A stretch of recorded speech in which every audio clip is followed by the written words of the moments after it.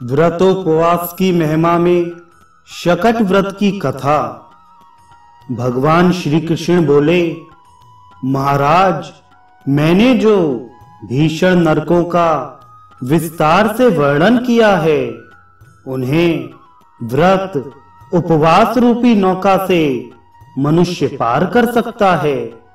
प्राणी को अति दुर्लभ मनुष्य जन्म पाकर ऐसा कर्म करना चाहिए जिससे पश्चाताप ना करना पड़े और यह जन्म भी व्यर्थ ना जाए और फिर जन्म भी ना लेना पड़े। जिस मनुष्य की कीर्ति दान, व्रत, उपवास आदि की परंपरा बनी है, वह परलोक में उन्हीं कर्मों के द्वारा सुख भोगता है। व्रत तथा स्वाध्याय ना करने वाले को कहीं भी गति नहीं होती। इसके विपरीत व्रत स्वाध्याय करने वाले पुरुष सदा सुखी होते हैं। इसलिए व्रत स्वाध्याय अवश्य करने चाहिए। राजन, यहाँ एक प्राचीन इतिहास का वर्णन करता हूँ। योग को सिद्ध किया हुआ एक सिद्ध अति भयंकर विकृत रूप धारण कर पृथ्वी पर विचरण करता था।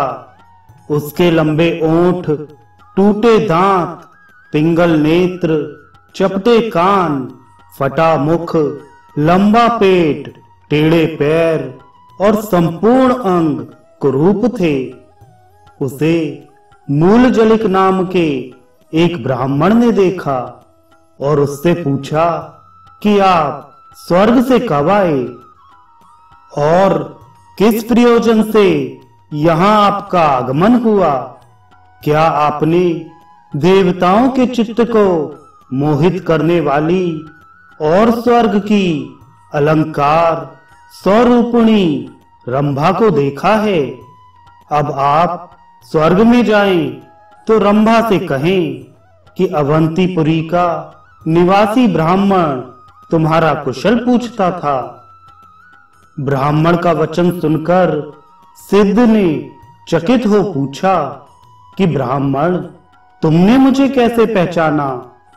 तब ब्राह्मण ने कहा कि महाराज, कुरूप पुरुषों के एक दो अंग विकृत होते हैं, पर आपके सभी अंग टेढ़े और विकृत हैं। इसी से मैंने अनुमान किया कि इतना रूप गुप्त किए कोई स्वर्ग के निवासी सिद्ध ही हैं।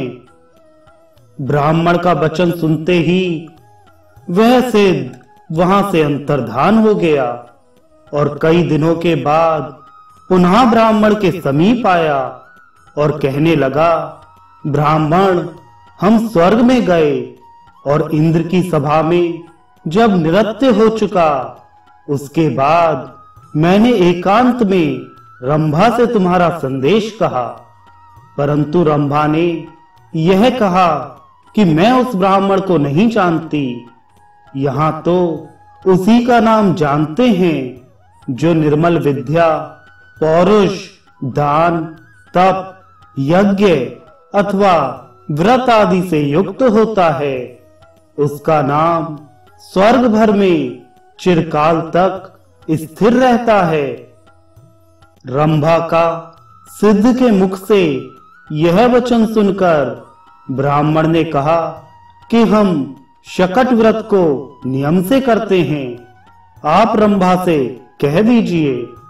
यह सुनते ही सिद्ध फिर अंतर्धान हो गया और स्वर्ग में जाकर उसने रंभा से ब्राह्मण का संदेश कहा और जब उसने उसके गुण वर्णन किए तब रंभा प्रसन्न होकर कहने लगी, सिद्ध महाकाल, मैं वन के निवासी उस शकट ब्रह्मचारी को जानती हूँ।